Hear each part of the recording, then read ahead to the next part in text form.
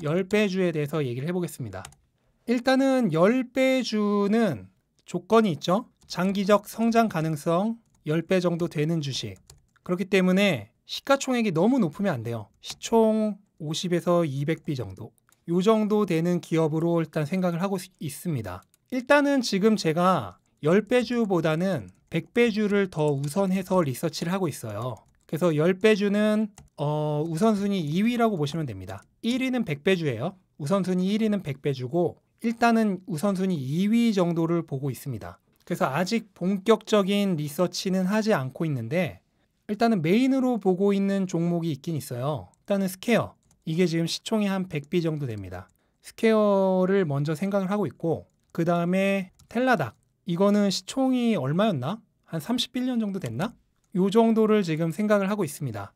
네, 그래서 스퀘어 같은 경우에는 뭐 아시는 분은 다 아시겠지만 요런 이제 개인 간의 그 소상공인들이 개인 간에 거래하기 쉽게 해주는 그런 포스기가 메인인 거죠. 요런 거.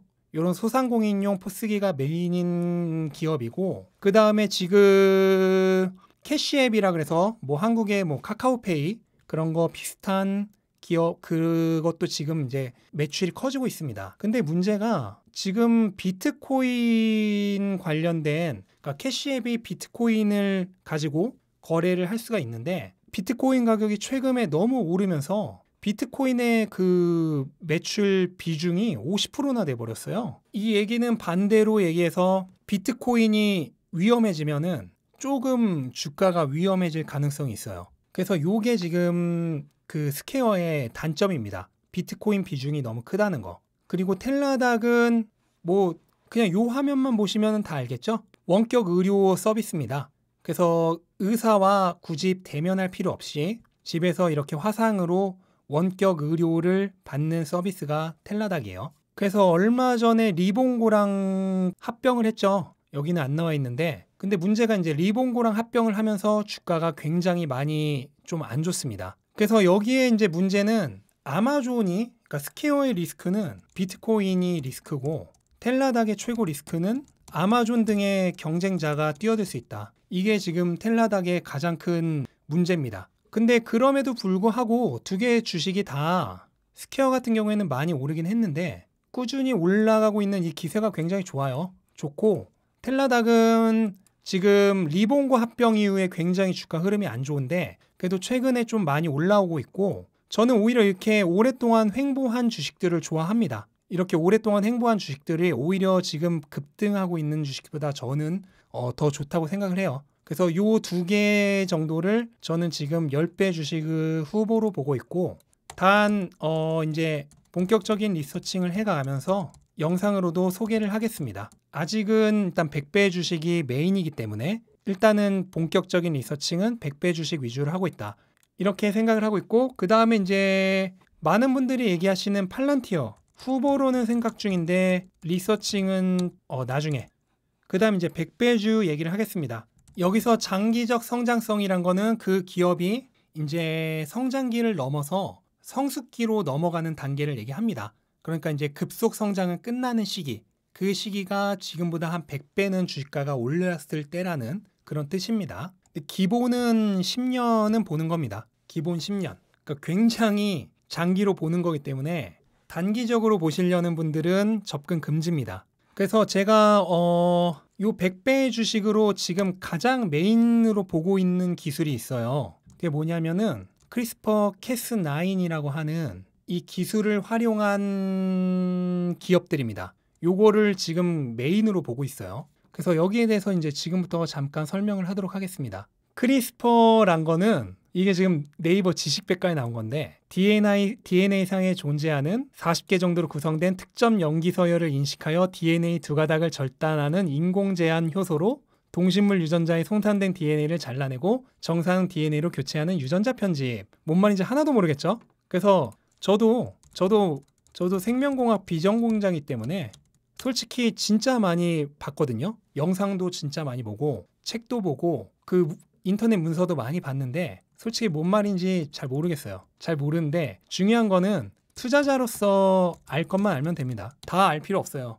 왜냐면 우리가 테슬라를 투자를 하는데 전기자동차의 기계공학적 원리를 다 알고 테슬라 투자하는 사람이 있나요? 그러니까 어차피 그거를 뭐 다 알 필요는 없습니다. 그래서 조금 더 전문적인 얘기는 제가 나중에 이 기업들을 따로 영상으로 소개를 드릴 거예요. 그때 이제 조금 더 자세한 얘기를 하고, 오늘은 이제 라이브 방송이니까 조금 더 간단한 얘기만 하도록 할게요. 일단 얘기하기 전에 이 제니퍼 다우드너라고 요 작년 10월에 노벨 화학상을 받으신 분이에요. 그래서 이 분과 한 분이 더 있어요. 여기 있네요. 이분입니다. 엠마뉴엘 카펜티어란 분. 아까 그 제니퍼 다우드너랑 이 두 분이 노벨 화학상을 받으셨고, 요 기술을 쉽게 얘기하자면 이겁니다. 크리스퍼 테라피틱스의 홈페이지에 나온 건데요. 요게 가장 쉬운 얘기예요. 우리 DNA에 어떤 한 부분에 손상이 있는 거죠. 그래서 DNA가 제대로 작동을 하지 못해서 병이 발생을 하는 겁니다. 그 병이 발생한 어떤 한 부분의 염기 서열을 잘라냅니다. 유전자 가위예요. 유전자 가위로 크리스퍼 캐스9이라는 요 기술이 진 에디팅, 유전자 편집 기술인데, 그 유전자 가위로 잘못된 부분을 이렇게 잘라요. 그 다음에 제대로 수정된 DNA 염기 서열을 거기다 다시 집어넣습니다. 그러면은 그 염기 서열이 DNA가 제대로 작동을 하겠죠. 그러면서 그 병이 고쳐진다. 요게 이 분야의 가장 기본적인 원리입니다. 유전자 편집입니다. 유전자 가위, 유전자 편집인데, 기본은 당연히 유전병을 고치는 겁니다. 그 다음에 암도 고칠 수 있어요. 그 다음에 에이즈도 고칠 수 있습니다. 그 다음에 당뇨, 치매 다 고칠 수 있어요.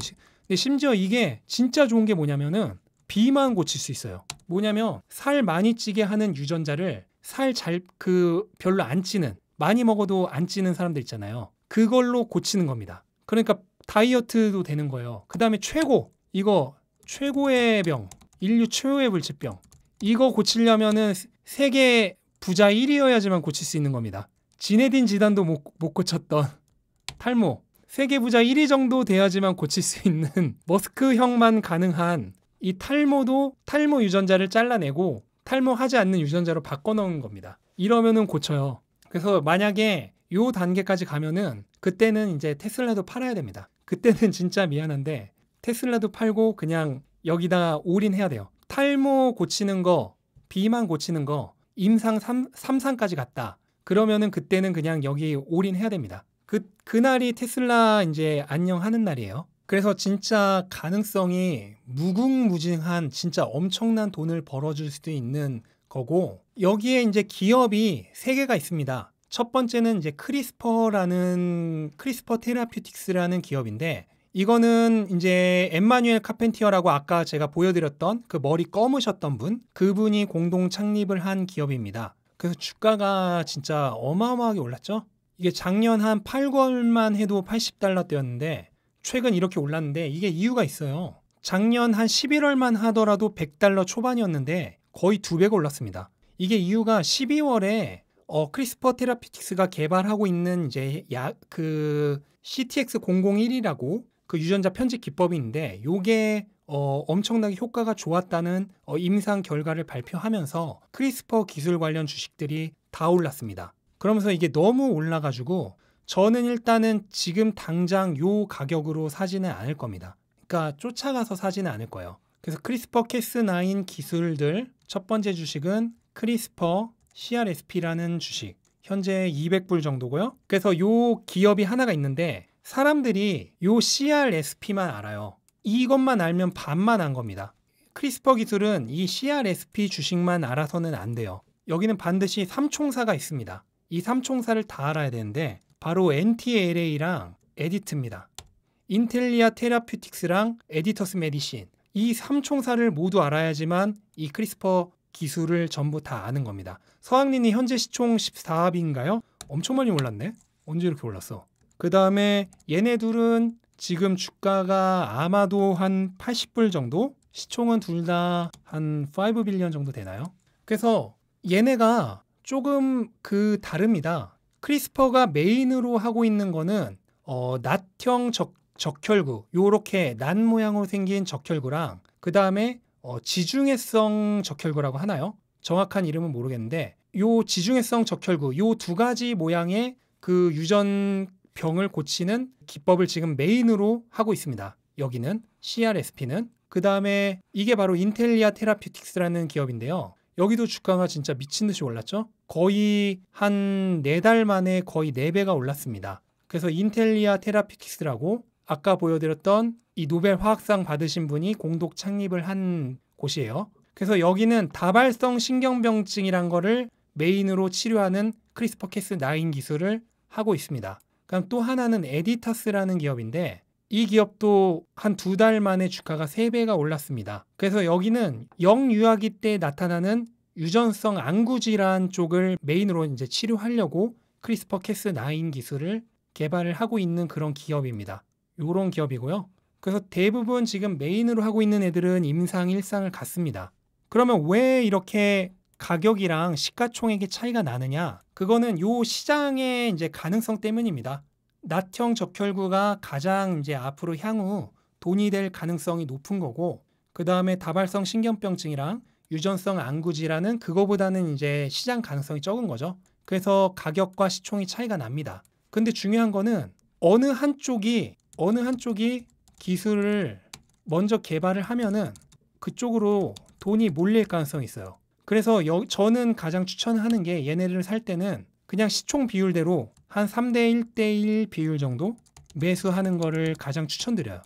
그래서 요 중에서 어떤 종목이 살아남을지를 짐작을 할 수 없어요. 기본 이제 10년을 봐야 되는 주식인데 어느 종목이 살아남을지 알 수가 없기 때문에 저는 3대 1대1 비율 정도로 매수하는 걸 추천을 드리고, 그래서 얘네들은 하나를 매수하면은 나머지도 그냥 매수를 해버릴 거예요. 그래서 3대 1대1 비율 정도로 어느 하나가 10% 정도 떨어졌을 때 매수를 하면은 나머지도 그냥 다 같이 매수를 해버릴 겁니다. 지금 CRSP 같은 경우에는 지금 이게 매출 예측치거든요. 매출 예측치인데 2024년에서 2025년 넘어갈 때 매출이 확 뛸 거라고 예측을 하잖아요. 이때가 이제 이 기술을 이용해서 시판을 할 때의 그 시기를 예측을 한 거예요. 그러면 보면은 2029년 정도에 40억 달러 정도의 매출을 예상했는데 NTLA 같은 경우에는 20억대 중반의 매출, 그 다음에 에디터스 같은 경우에도 한 20억대 매출을 보일 것으로 그 시장 규모를 예상을 하고 있기 때문에 이 세 가지 주식의 시가총액과 가격이 다른 겁니다. 그냥 그렇게 생각을 하면 되고,